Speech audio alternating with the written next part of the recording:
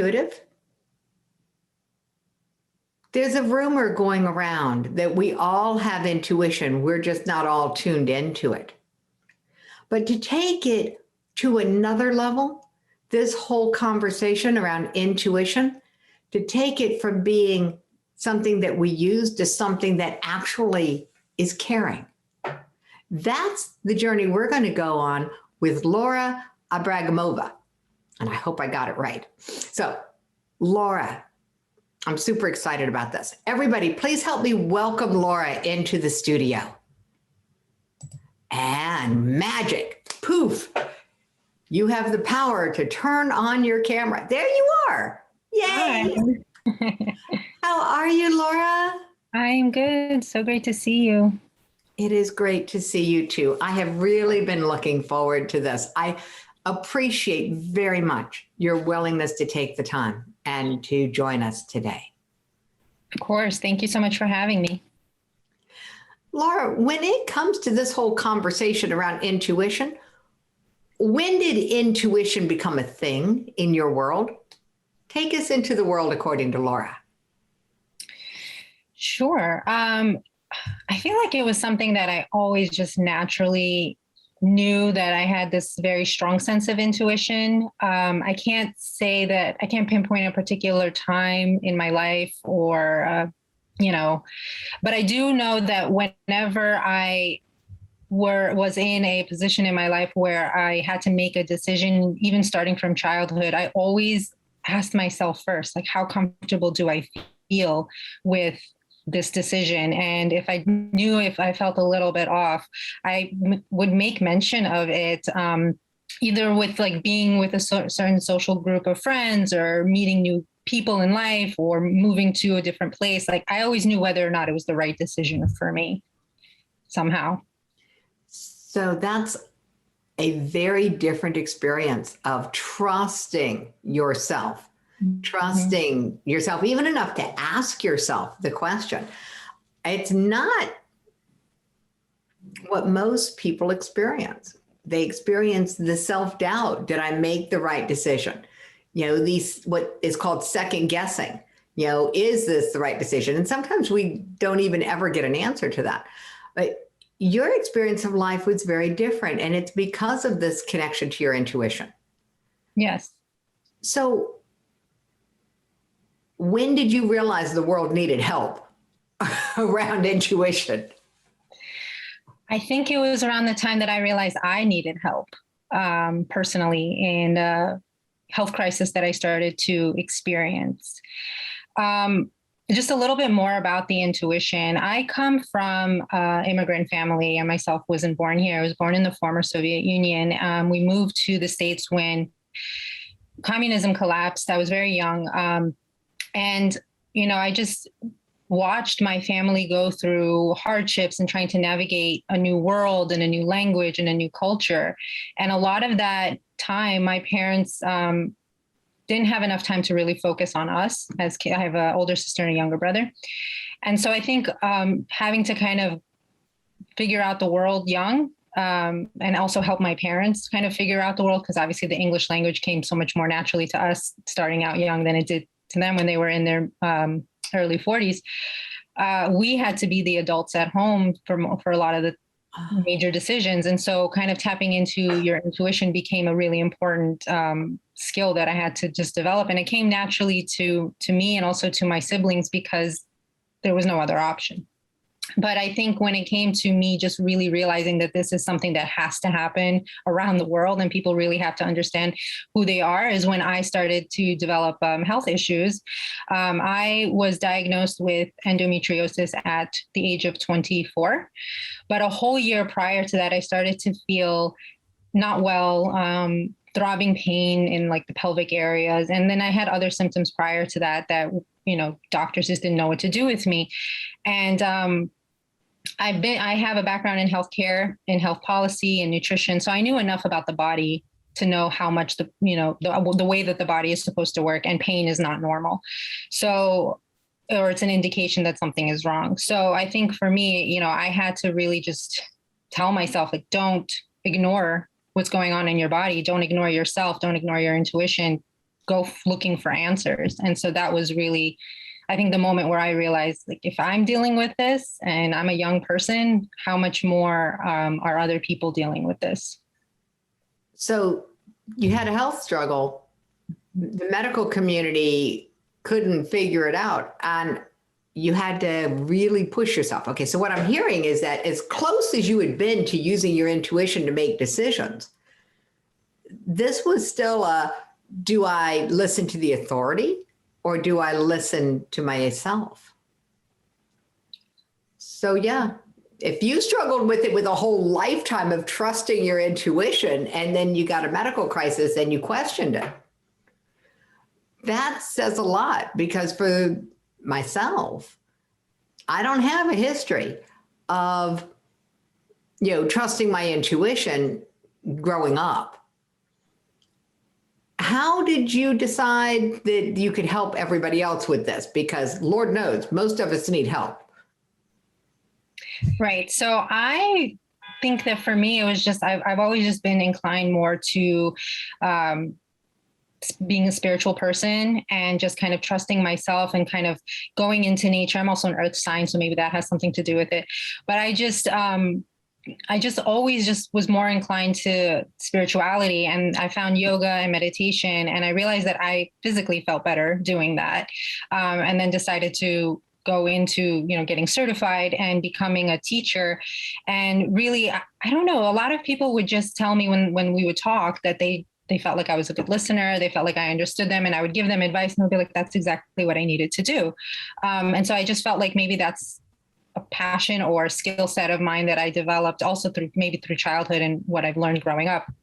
And so that's just, by, I think, learning more about yourself, you end up learning more about your environment and you end up learning more about others. And I think, when you go through a health crisis and you're living with something that's a chronic condition and you have to check in with yourself all the time, that is the skill you're honing in on every single day. So you learn so much about yourself. You develop self-awareness, you develop humility, and then you can learn more about how other people interact with the world and then give them a little bit more of like compassionate guidance.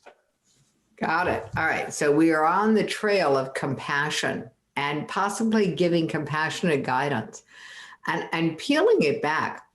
There are so many things that could be unpacked out of what you just shared. The one that caught my attention, I think, the most was this disconnect between being self-aware enough to check in. And as you've been working with people and offering them compassionate guidance, as you've developed these skills more and more through your practices of meditation and yoga, how do you help someone who can't check in because they've lost that connection to themselves? It's through just, first of all, taking their defenses down, because I think a lot of times when people struggle with asking for help, and in this society, we always have to look perfect, right? Instagram perfect or social media perfect. And, when you go to a person and you see that they're struggling, telling them what they have to do is never going to work. Telling them, you have to do this, or what your problem is, or anything like that, that never works. It's really learning to help them find the answers within themselves and asking them the questions about how does this make them feel? What do you wish was different about your situation? What do you want from your friends? Like, I do have a friend, for example, who's going through a hard time. And I ask her all the time, as one of the closest friends that you have, what would you like from me?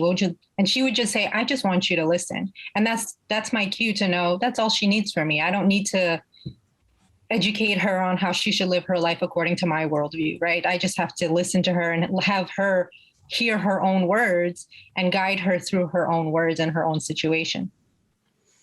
So this power of asking people questions unlocks that disconnect for them. Yep. Questions are really, really powerful. Mm-hmm. So when it comes to intuitive care, what are the questions that if somebody says, okay, I'm ready to explore this whole intuitive thing, where would somebody start?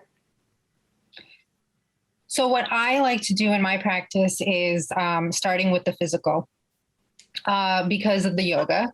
And what I say at the beginning of all of my sessions is, we'll do a little bit of breath work and we'll come into a state of relaxation. Because if you're not relaxed, if you're stressed, if you're tense, then you're not going to hear the signals that your body is sending you. And I always say, after a few breaths, come out of your head and into your body. And you will learn so much about yourself through movement.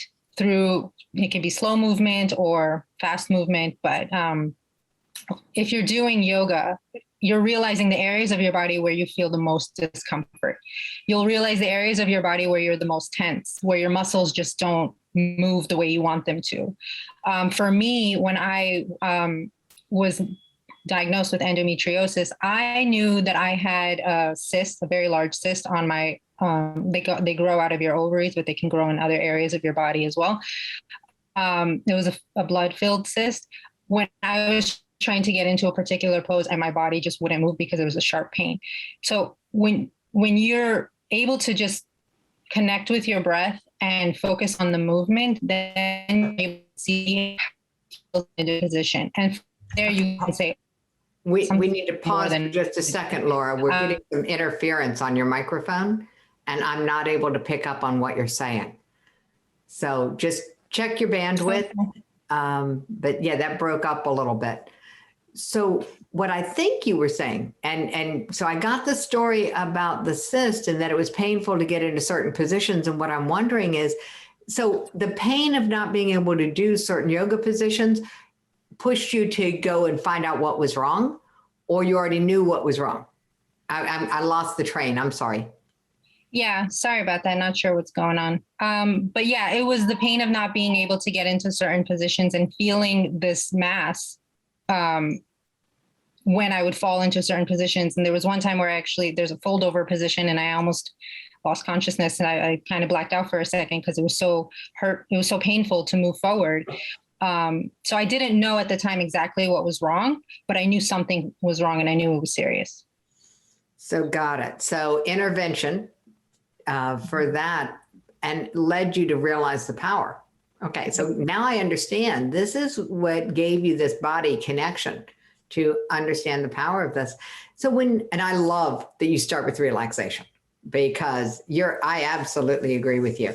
There is nothing harder than trying to help someone create a transformation in their life when they're in a stressed position, right? Physiologically. I mean, it's like, no, why would you want to do that? So I love yoga because yoga teaches the belly breathing, the breathing so deep that you're actually activating those sensors in your body.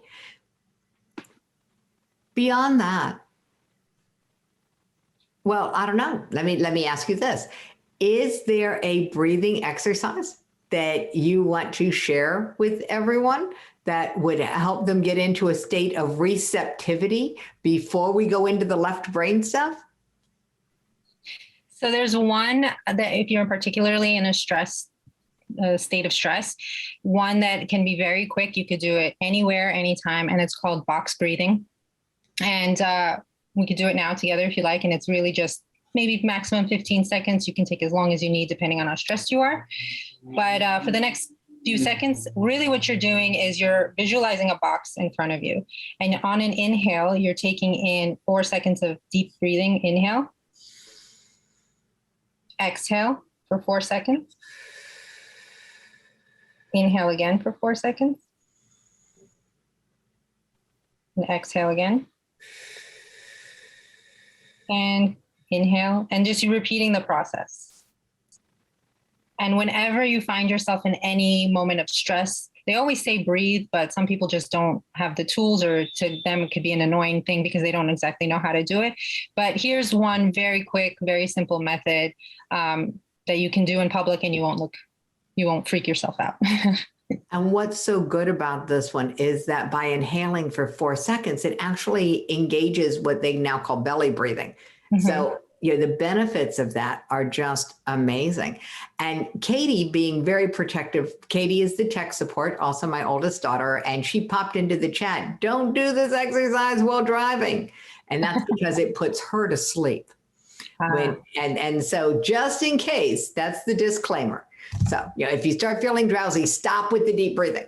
Otherwise, it is something, I love it. It's so simple. And it has a great visual with it. So it can be done anywhere at any time. Absolutely. Yes. So now that we are all a little more relaxed, a little more grounded, what's the next step for someone who says, what's this whole intuitive thing? So it's really, once you even have just the slightest spark of self-awareness, it just grows from there. It starts with, also, it doesn't necessarily have to be with movement, although I like to start with movement because it's just, that's where it's so apparent. But it could also be through nutrition, realizing when you're eating certain foods, how does certain food make you feel? Does it make you feel bloated? Does it make you feel sick? Does it make you feel tired? That's developing self-awareness as well. You can also tap into yourself, and it's just as simple as asking a question: how do I feel in a social setting, right? If you're with a group of people, how does this person make me feel? I say to, single people, for example, if you're on a date for the first time and you're trying to figure out how do you like this person or not, all you have to do is just ask yourself that question: how do I feel right now? A lot of times you can mistake excitement for anxiety. Really, it could be anxiety, and that could be a red flag, really, depending on your emotional, how you connect with people. It's really just a very simple process, and you just ask yourself, how do I feel right now? How does this apple make me feel? How does this cup of coffee make me feel? How does this person make me feel? How does this job make me feel? And you just take it from there. Got it. So how does this make me feel? Mm-hmm. Pardon me. I loved the understanding that we really, our bodies experience excitement and anxiety is the same physiology. Mm-hmm. And so it can take a deeper dive. But how does this apple make me feel? How does this cup of coffee make me feel? These are the basics of life. Whatever it is that we are dealing with, we can check in. All right, that's going to give a very different tone to my day if I am checking in with me rather than being focused on the outside. Cool. All right. Relaxation, checking in with the experience that we're having in the moment, whether it's somebody we're with or something we're eating. What's so good about these practices? What I love about these practices is that it really helps you tap into your inner confidence and also let it project. And I think what a lot of people struggle with is their inability to open up and to connect with other people because they're so self-conscious. And I think in this world, in today's world, everything is about comparing yourself to the next person or feeling not like you're not good enough because we can live in a very materialistic society. And you're really just telling yourself, I don't need this, or maybe I do need this, and I'm going to figure out how to get it. But you're not going to force yourself to do anything that you don't want to do. And you're not going to feel bad about a situation that you are not responsible for. You're going to understand that this is a situation that maybe you're in, but you have the confidence and you have the ability to empower yourself to change your situation if you need to. So that's really interesting because what I'm hearing is that these very simple practices can help build discernment so I can tell whether or not I'm responsible for the circumstance that's uncomfortable. Yes. That's a huge awareness, Laura. Mm-hmm. That in and of itself could change so many dynamics if we know, is this my creation, that it's been my mess to clean up, or is this not mine? And so the idea that this is such a great, easy step-by-step process. So we've got a couple of steps here, and I love the fact that it's about inner confidence versus comparison. Because we do spend a lot of our time comparing our insides to other people's outsides. It's not a fair game. We never win. No, and I think another thing that people struggle with is they don't realize how much of their inner world creates their outer world. And that by making a few shifts and changing your mindset in your inner world, you can drastically improve your outer world, how you connect to people, what types of goals you go after, what you believe about yourself, and the types of friendships or relationships or jobs or even the food that you eat, like what you deserve, what you believe you deserve. It all stems from the inside. So as soon as you can develop that self-awareness, as soon as you can tap into that inner confidence and you realize how much power you really have, I think that is the moment where you can start changing your life for the better. Tell us a story. Tell us a story of what happens when this experience of inner confidence shows up for people. I can tell from my personal experience. There was a time about 4 years ago where I was in a really difficult place in my life. In about 2017, I was working in a very difficult working environment, very cutthroat space. And this is when I was having a recurrence of my symptoms and my condition was getting a lot worse. And I wasn't able to focus on that because my outer world was so chaotic. And I realized afterwards my outer world was so chaotic because my inner world, my body, my physical being was not healthy. Um, and I struggled in so many different ways. I was moody, I was in pain, I was uncomfortable, and my personal and professional relationships were suffering so much. And that year, I actually ended up losing my job. And I felt like I had hit rock bottom. I was in a very difficult space. But I really realized in that moment that without a healthy mind, body, and spirit, everything in life is so much harder to overcome. And that was the moment where I told myself, I can either become a victim to my situation or I can be the reason that things change drastically and improve and become a leader and not only just change my life, but also help others to change their lives as well. So I decided that I wasn't going to become a victim. So I decided to do the research that I needed to do. I decided to do the inner work. And that was not easy. It was not easy and it was not cheap. I'll tell you that much. We're going to pause there, and I'd like for you to put into context, like, what was the research you did and what was the inner work you did? Give it to us like it's a Chinese menu. Okay. Yeah. So the research that I did was all about my condition because I really wasn't feeling like I was getting enough information or the right type of information from my doctors. My doctors were telling me surgery, medication, endometriosis also affects your fertility. So I was asking, what will that mean for me and my future self and who I want to be? I do have plans of having a family one day. And so I was just living in a place of anxiety. And so I needed to do the research in understanding what science is saying about this condition. So I have a background in healthcare policy and research is a big part of my work at the time and being a consultant. So I had that skill set. So I decided I'm going to bring my professional skill set into my personal life and study my condition. So that's what I did to learn more about what are the alternative options? What are the consequences of the traditional options and so forth.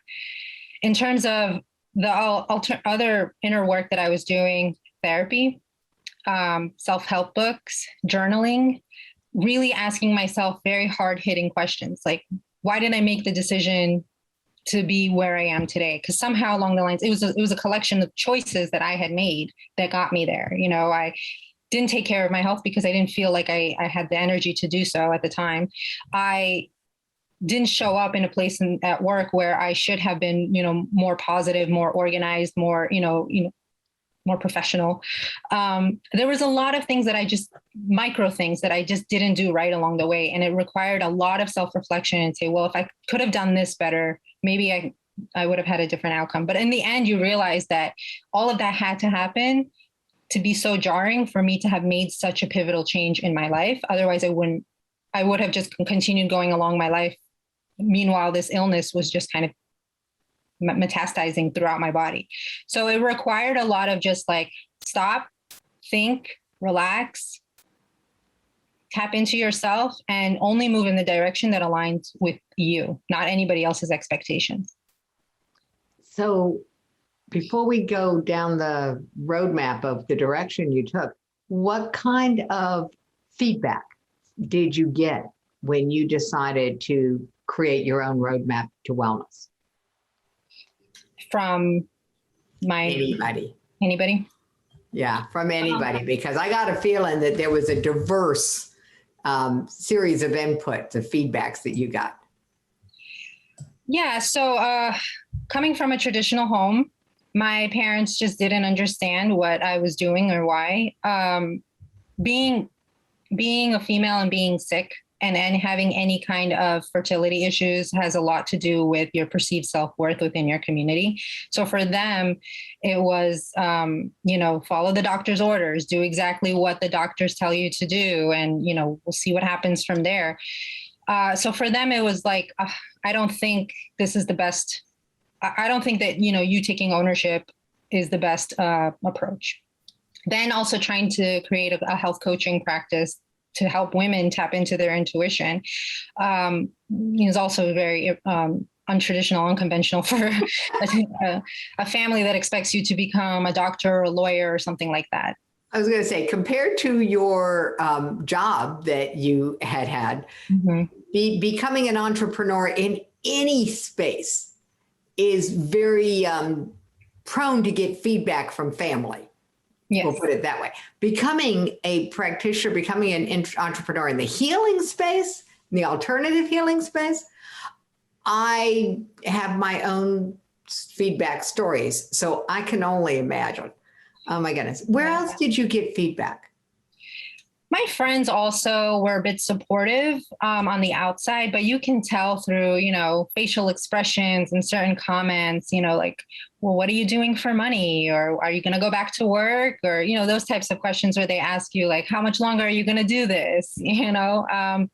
Those types of things. So they're supporting. They say, it's so great that you're following a passion, but when are you going to take more of a serious route? So sometimes my friends would try to nudge me in a different direction, or they would say, well, maybe you could get a job and do this on the side, that kind of stuff. But I don't think that it's fair to be in a position where, or in a job where you're not 100% there. And being an entrepreneur and thinking like a CEO, I would definitely not want an employee in my business who wasn't dedicated. So I wouldn't want to be that person. It didn't turn out well for me. It really, really did not turn out well for me to try to be a W-2 employee and an entrepreneur on the side. Yeah. Yeah. Had not good written all over it. Right. And so you're operating on low energy on both ends, and you're failing yourself all around. And it's just not, it's to pick a lane and focus in one area and give it your all. And that was just me being intuitive, right? I knew that I couldn't put myself in that position because I had a higher purpose. Very few people ever take a look at that scenario the way you did, from the perspective of, if I'm the CEO, would I want an employee whose passion was disconnected from their productivity? Mm-hmm. Yeah. And I don't think enough people ask that question of themselves before. Now, granted, if you're upfront with your boss that you're building this on the side and they know and they hire you, that's a different scenario. Yeah. But it's also true that I don't think the bosses are looking at this from the point of view of, are they able to be fully present when they're here? Right. So kudos. Okay. So you recognize that you could not be fully present for a job if your passion was over here. What happened next? So I believe that, everything that happened for the following few years, it took time to build, of course. And the model had changed over time. I, tried to figure out what was the best way of course of action for the business. It was started at e-commerce and then moved into coaching. And also there was always a yoga component to it. It really took off right at the start of the pandemic, when everyone was just online, everything was virtual, and it was just so much easier to access people because everyone's on the computer all the time. And so I had virtual classes, and people were looking for outlets and looking for ways to de-stress because of all the chaos that was happening around the world. So it just kind of flourished from there. So there we go. It's amazing how you were in the right place at the right time to be able to support so many people, Laura. Yeah. Yeah. That's such a cool thing. So what happened medically when your business started to flourish? I mean, I'm going to assume that some of these people that were giving you feedback started laying off a little bit. Yes. When you say medically with my condition, or? Mm-hmm. Yeah. So when my condition and my symptoms started to flare up again, I met with multiple doctors. And each of them had a different, similar treatment plans, but different outcomes. And I just didn't feel comfortable. Again, tapping into my intuition, I didn't feel comfortable with them being the ones to determine what my future would look like. And the treatment options were aggressive. It was surgery and medication. And I said, well, I've been through this before, and it came back. So I don't want the same treatment plan for something that I know is going to come back. I want something better.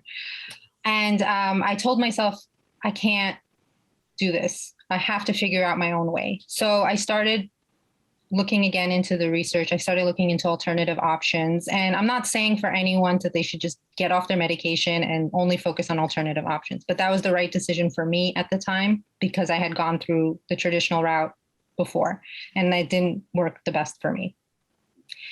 So at first it was uncomfortable, and I had felt some discomfort and pain. And then over time, I started to feel, meanwhile, all the while, I still had intentions of going the traditional medical route. I just needed to find a doctor I was more comfortable with. But over time, within a few weeks and then a few months, while I was still waiting to find the right doctor, I started to feel better. I realized that some of the alternative routes that I was changing and or taking on and lifestyle changes that I was having were improving my overall health. And I was listening to my body, and I was going to sleep at an earlier time, and I was focusing on only inviting positivity in my life rather than the stress. And things just started to get better. And I felt like I was in my body again. I felt so much healthier. I felt more positive. I had a much more positive outlook on the trajectory of my future and my health. And it just makes you a stronger, better person, and it makes it just so much easier for you to help others as well. So what came true for you was that while you were trying to find a doctor that you were comfortable with, your body got more comfortable with you. Yeah. Yes. Essentially. That's such a great story that, you're seeking a doctor that you were comfortable with, gave your body the space that it needed. Because there's no doubt aggressive medical treatment to contemplate that can bring on its own level of stress on top of the stress of the medical observable condition, on top of the stress of making a living or building a business or even raising a kid. I mean, you had layers, honey. Mm-hmm. Yep. And so that's really, really cool. I love the story as you've laid it out. Give us some more information about how we can care more for our own intuition. What are some other things that we can do? I think the best things that you can do is really to protect your energy. Because when you are focusing on the stressful areas of your life, you're focusing on your brain is in its emotional brain, and it's not able to logically think about what is the best next step for you. Making sure that you ask yourself the question first before you ask anybody else is also protecting your energy. A lot of times, and I've been guilty of this as well in the past, asking questions, knowing that I have a strong intuition, but still asking other people, what should I do next? What should I do next? And then completely throwing myself off and upsetting myself. That wasn't me protecting my energy. That was me upsetting myself, becoming more negative and not trusting myself. So I think protecting your energy is the best thing that you can do. So finding a self-care routine that works for you and not listening to other people's self-care protocol necessarily. Like if that works for you, great. You know, if you're inspired by, let's say, my self-care protocol, I'd be more than happy to share that with you. But the most important thing is that you find a protocol that, or a care plan that is best for you. If you don't like yoga, don't do yoga. If you prefer to go hiking, maybe that's a better option for you. So ultimately, I just say, whenever you need to figure something out about yourself and tap into your intuition, go into a place that you feel safe and just protect your energy and focus on the answers that come naturally to you. I love that. Okay. A safe place to check in with yourself. Asking yourself for advice first before asking anyone else, before seeking advice outside of yourself. So this is what I'm gathering. Under the heading of protect your energy, there's this series of, first, make sure you're safe. Get away from the stressors before you try to contemplate any of this. And second, ask yourself first. Trust yourself first. It's really interesting. It's one of the challenges of our day, is that we have access to so much information. If there's not an expert in our space, there's always Google. Yes. Yeah. You can ask Google anything. And the information that we get back, we're struggling, at least I'm struggling, to be able to create a filter that's strong enough to help me go, is this true or not true for me? Mm-hmm. So asking myself before I go to Google, before I go to a doctor, before I even go to a friend, would give me a pathway to avoid falling out of alignment with my own intuition, is what I'm hearing. Exactly. Oh, isn't that cool? I like that. That's cool. I really appreciate that, Laura. 'Cause I like having clear paths laid out for this. So when you started protecting your energy, what changed? So much changed. I can't even tell you. I really just, I knew first of all, it's such a great question. It's hard. I have so much to say. It's like even hard for me to articulate. First of all, my perception of myself changed. I realized that I was not the person that my parents wanted me to be, and it wasn't my fault that this is what happened to me and my body. It was something I was born with. It was a condition that, was triggered through environmental, social trauma, anything. It happened. And that didn't define me. So I realized that my situation, my circumstance, and the things that happened to me just didn't define me. And I was able to work from a place of confidence and move forward, instead of being a victim to my circumstance, instead of looking at myself in the mirror as somebody who was diagnosed with endometriosis or somebody who was let go from their job. I told myself I am actually somebody who has the experience to help somebody going through the exact same thing. And now I'm an entrepreneur moving forward in the direction to create an impact in this world based on something that I'm very passionate about. So that changed. How I spend my time changed as well a lot. I realized that as much as I love the people in my life, I couldn't be around everyone all the time. And I had to really, again, protect my energy and make sure that I was with the people who were the most uplifting, were the most positive and most supportive in my life, and had my best interests at heart. And I'll tell you, the number one thing that changed for me was figuring out who is the best physician or doctor for me. And I didn't have that before when I was originally diagnosed at the age of 24. I thought that my doctor, and I'm sure she had the best intentions, but there were a lot of gaps in my treatment. And I only learned that after everything recurred. So that was, again, once I started protecting my energy and honing in my intuition and tapping into my inner confidence, I realized who I can trust. Even though among the experts, I realized who I can trust the best and who I felt most comfortable with. Got it. Thank you for putting that in context, because I was going to say, how do you know who you can trust? It's who you feel the most comfortable with. So this is a process, getting comfortable with your intuition and then being able to use that as a Geiger counter, a GPS for answering the question. I loved it that you said you couldn't be around everybody and you chose the people who fit the box of the most uplifting and supportive. And that included a doctor that was uplifting and supportive.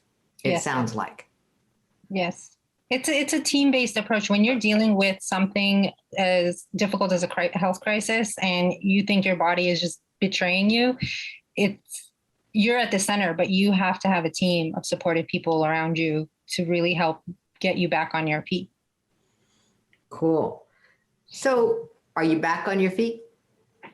Yes, thankfully. So this is a chronic condition. To date, there is no cure.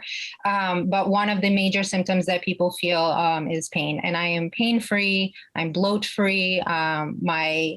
My digestive system is functioning so much better. I mean, I feel better. I sleep better. And I attribute that to just, this overall self-care process. And that wasn't the case a year ago. That wasn't the case 4 years ago either. It took me a while to get to this realization and develop this clarity, because a lot of times you have to unlearn a lot of the stuff that you've learned in life, that you've been conditioned to have in order to come back to yourself. And so now I feel safer with myself. I feel more confident, and I feel more comfortable in my body. I don't feel like my body is betraying me anymore. Wow. Okay. That in and of itself is a huge statement. Your body still has the condition. What made you able to shift that decision to go from my body is betraying me, which is a huge, bummer, to I don't believe that anymore? What do you believe now? I believe that your body is working for you and it is giving you signals all the time, telling you that it needs you, your brain, because you're the one who's in control of your body, to feed it and fuel it properly. And so if you're feeling pain, if you're feeling, if you've got skin conditions, if you've got poor sleep patterns, anything, those are all signals that your body is sending you that something isn't right, because the body really is designed to function optimally, and pain is always a signal that something is wrong. So once I shifted my mindset from my body is betraying me, why is this happening to me, to my body was sending me signals all this time and I was ignoring it, that's when I was able to make the change. I realized that I have the power to make the change, to eat better, to sleep better, to surround myself with better people, and improve my situation, and no longer betraying my body. Awesome. That's a key statement, that last one, that you went from my body betraying me to, oh, what have I been doing to betray my body? And shifting. Now that makes it all make sense for me. Laura, thank you so much for sharing that, because now I get why changing the sleeping habits, changing the eating habits, looking at these very basic building blocks of self-care and health were the answer to this awareness that you had been betraying your body by not doing those things. That's huge. Well, my goodness, Laura, thank you so very much for taking us on this journey. What a lovely unfolding this is. Thank you. Thank you for having me. Oh, you're very welcome. Don't go anywhere yet, because I want to talk about the gift that you have for everyone who's watching the show, everyone who's watching the video. And I love the title. I have a thing for even numbers. 6 effective ways to reduce stress and improve your wellness. Mm-hmm. Will you take just a minute and just run through the 6 if you've got them handy for you?